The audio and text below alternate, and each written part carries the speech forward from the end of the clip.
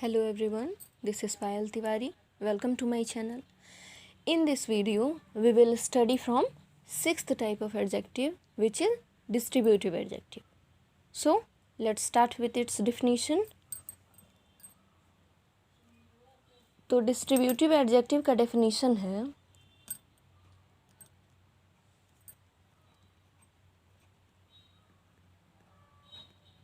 an adjective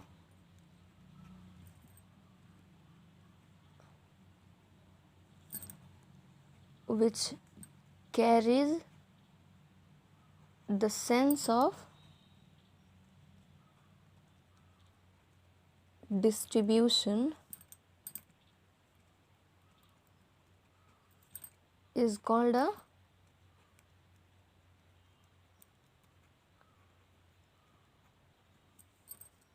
distributive adjective. इसको समझना बहुत ही इजी है, क्योंकि देखिए हम लोग पहले से ही जानते हैं कि डिस्ट्रीब्यूट का मतलब होता है बांटना. ओके, तो देखिए an adjective which carries the sense of distribution. Okay, यानी जो डिस्ट्रीब्यूशन का सेंस रखे उस एडजेक्टिव को हम क्या कहते हैं? डिस्ट्रीब्यूटिव एडजेक्टिव कहते हैं. ओके, अब आइए देखते हैं ये कौन कौन से हैं. तो डिस्ट्रीब्यूटिव एडजेक्टिव होते हैं 4. Okay, only 4. तो देखिए 4 में कौन कौन से होते हैं? तो देखिए पहला है each, every, either and neither. Okay, ये 4 ही ऐसे होते हैं जो डिस्ट्रीब्यूटिव एडजेक्टिव है. ओके, सेंटेंस से पहले इसको हम समझेंगे. तो हम सबसे पहले ईच का एग्जाम्पल लेते हैं. तो देखिए ईच स्टूडेंट इज प्रेजेंट, यानी प्रत्येक विद्यार्थी क्या है? उपस्थित है. ओके, अब देखिए एवरी का लेते हैं. तो जैसे I do study every day. Okay, यानी मैं रोज़ पढ़ाई करती हूँ, प्रत्येक दिन पढ़ाई करती हूँ. ओके, अब आइए हम आइदर का देखते हैं. तो देखिए जैसे आइदर बुक इज़ गुड. तो देखिए यहाँ जो सेंटेंस है आइदर बुक इज़ गुड, इसको 2 तरह से हम बोल सकते हैं. पहला कि दोनों किताबें अच्छी हैं, या ऐसे बोल सकते हैं कि दोनों में से कोई एक किताबें अच्छी है. ओके, तो देखिए अब हम नाइदर का देखेंगे. तो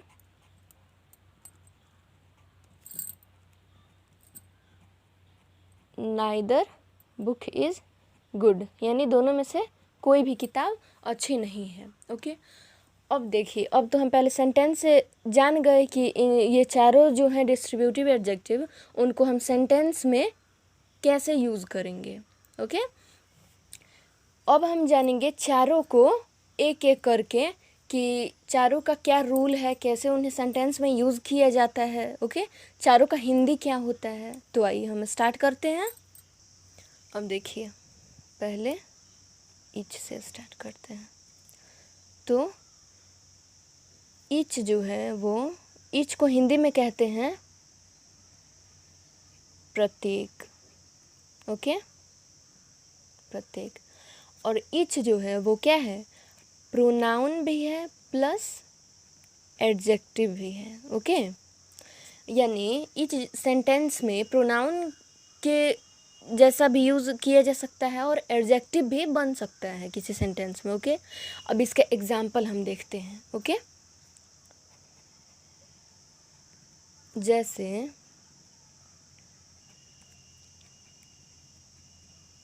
each mango is sweet. Okay, अब देखिए each is a good boy. Okay, देखिए इस दोनों सेंटेंस पे ध्यान दीजिएगा. देखिए दोनों सेंटेंस में ईच आया है. ओके, यहाँ देखिए ईच के जस्ट बाद मैंगो, और मैंगो क्या है? मैंगो नाउन है. ओके, तो यहाँ ईच किस चीज़ का काम कर रहा है? तो देखिए यहाँ इज डिस्ट्रीब्यूटिव एडजेक्टिव का काम कर रहा है। क्यों?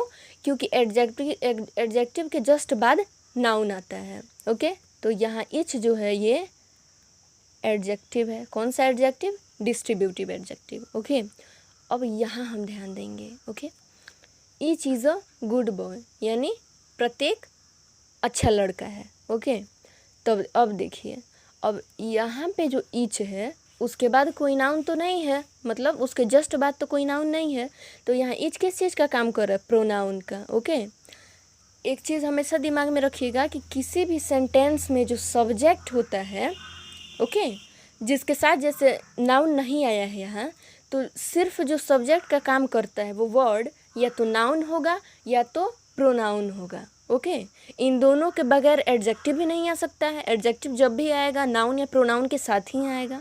ओके, तो यहाँ हम समझ चुके हैं कि कैसे ईच सेंटेंस में प्रोनाउन के जैसे भी यूज़ हो सकता है एंड एडजेक्टिव के जैसे भी यूज़ हो सकता है। ओके, अब हम चलेंगे एवरी पे।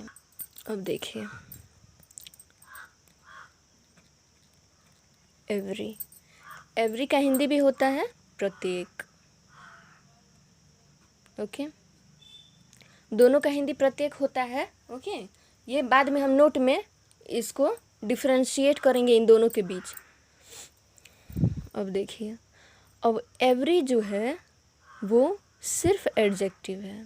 ओके, इसका मतलब तो आप अभी समझ गए होंगे, बिकॉज हम ऊपर एग्जाम्पल दे के समझाए हुए हैं। यानी एडजेक्टिव क्यों है? तो देखिए एडजेक्टिव इसलिए है, सेंटेंस से देखते हैं हम।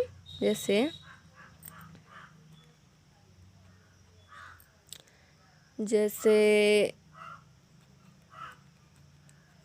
Every mango is big in size, यानी प्रत्येक आम जो है वो आकार में बड़ा है।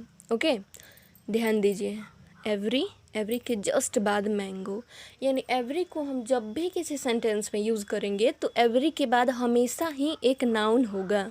मैंगो क्या है? नाउन है। इससे क्या पता चलता है कि एवरी जो है वो सिर्फ सब्जेक्ट के जगह यूज़ नहीं हो सकता है, उसके साथ नाउन या प्रोनाउन लाना पड़ेगा। ओके, तो एवरी क्या है? ये डिस्ट्रीब्यूटिव एडजेक्टिव है। ठीक है, दिमाग में रहेगा कि ईच क्या है? प्रोनाउन प्लस एडजेक्टिव, यानी ईच जो है ये दोनों का काम कर सकता है सेंटेंस में, बट एवरी जो है वो सिर्फ एडजेक्टिव का काम कर सकता है। ओके, अच्छा देखिए एक चीज़ देखते हैं। जैसे हम लिखेंगे every is a good boy, ये समझाने के लिए सिर्फ लिख रहे हैं, तो ये क्या होगा? ये गलत होगा।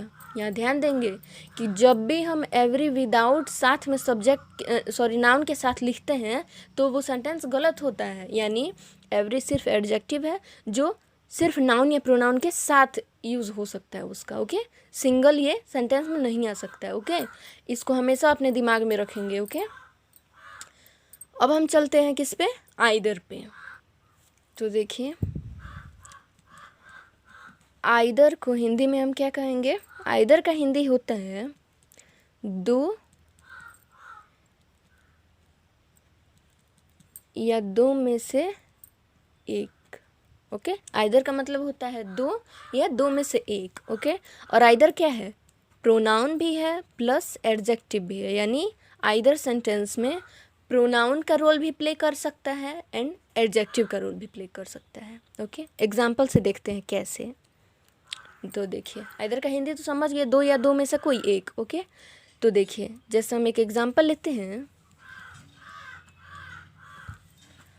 Either pen is good. Okay, either के जस्ट बाद पेन, पेन क्या है? नाउन है। क्या समझे? यहाँ पे जो आइदर है वो क्या? एडजेक्टिव का रोल प्ले कर रहा है, बिकॉज इसके जस्ट बाद एक नाउन है। ओके, अब देखिए एक और एग्जाम्पल लेते हैं। जैसे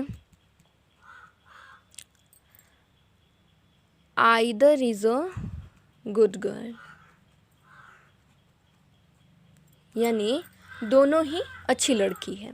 ओके, अब देखेंगे आइदर का है, सिंगल आया है, तो आइदर क्या है यहाँ पे? आइदर यहाँ प्रोनाउन है। कौन सा प्रोनाउन? Distributive pronoun. ओके, यहाँ हम समझ चुके हैं। यहाँ पे हमेशा ध्यान देना है। देखिए एवरी जस्ट सिंगल आ गया था विदाउट नाउन के तो गलत हो गया था, बट आइदर क्या है, प्रोनाउन एडजेक्टिव दोनों है, तो इसलिए ये सही है सेंटेंस। ओके, आइदर तक हम समझ गए हैं। अब हम चलते हैं नाइदर पे।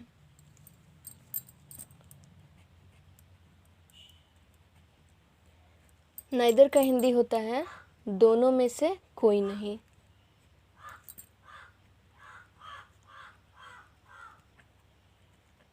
दोनों में से कोई नहीं। ओके, नाइदर जो है प्रोनाउन भी है प्लस एडजेक्टिव भी है।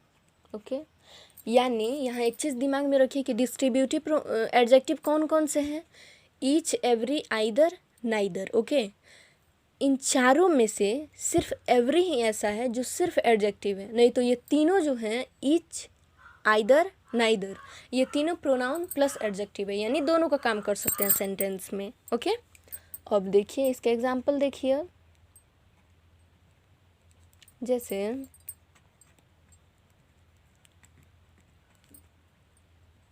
Neither is a good boy, यानी दोनों में से कोई भी लड़का अच्छा नहीं है। ओके, नाइदर सिंगल आया, इसके जस्ट बाद कोई नाउन नहीं है, तो ये क्या है यहाँ, ये है प्रोनाउन। ओके, कौन सा, डिस्ट्रीब्यूटिव प्रोनाउन। ओके, अब देखिए जैसे हम लिखते हैं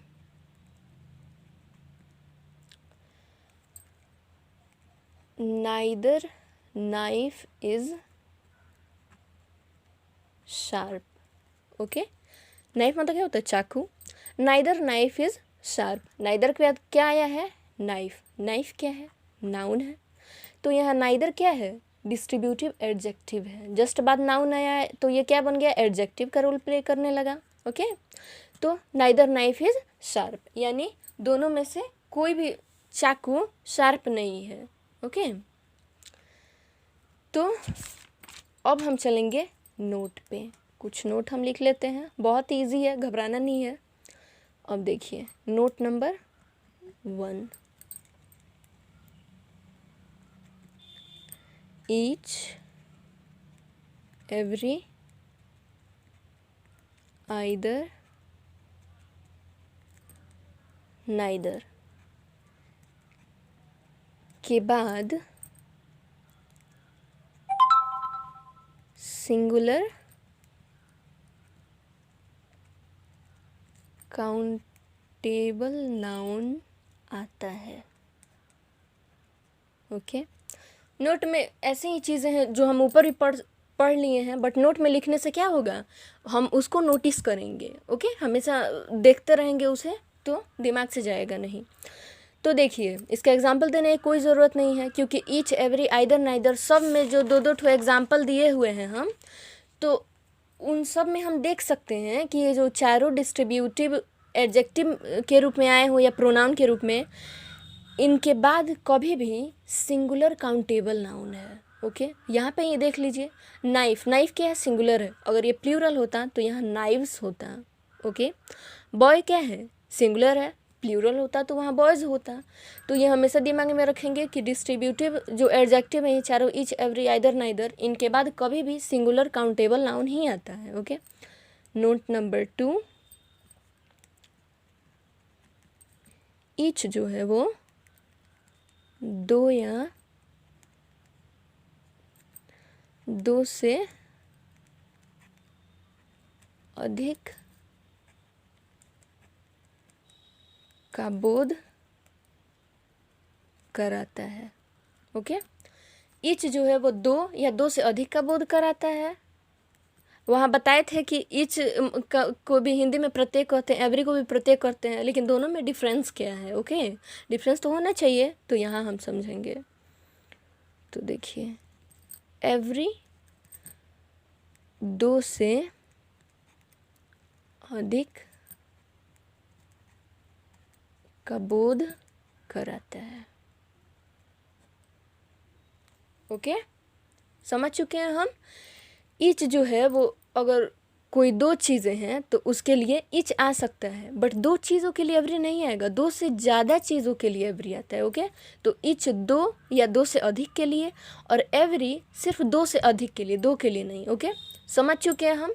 तो हमारे जो डिस्ट्रीब्यूटिव प्रोनाउन एडजेक्टिव जो हम पढ़ रहे थे वो हमारा कंप्लीट हुआ। इस पार्ट को हम अच्छी तरह से समझ चुके हैं, इस काइंड को एडजेक्टिव के।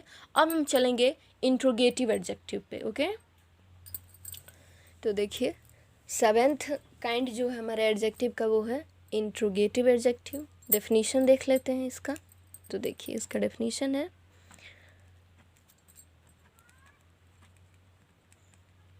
an adjective which is used to ask a question is called an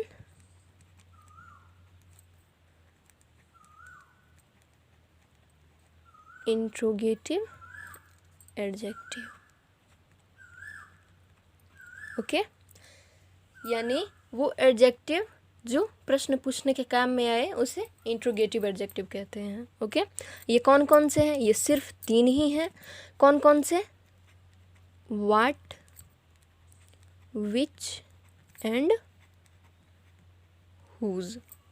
okay, यह हम ध्यान देंगे, ये तीनों जो इंट्रोगेटिव एडजेक्टिव हैं ये तीनों के तीनों ही प्रोनाउन के रूप में भी यूज़ किए जा सकते हैं। यानी इन तीनों के लिए हम यहाँ ब्रैकेट में लिखते हैं pronoun plus adjective.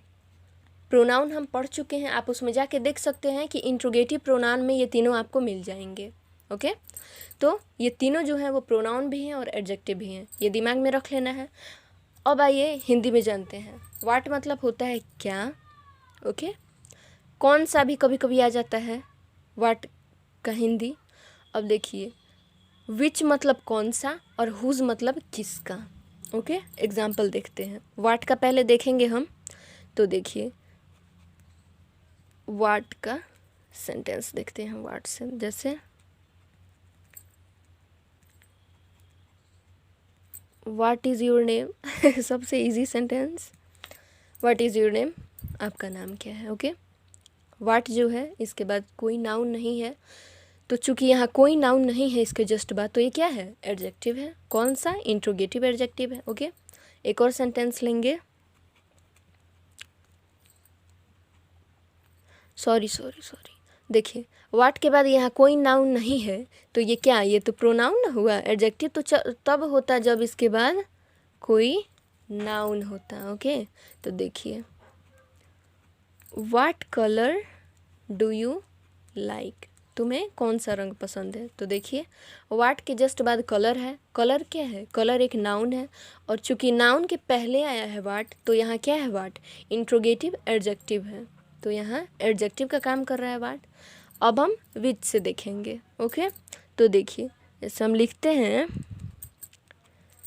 Which pen do you like.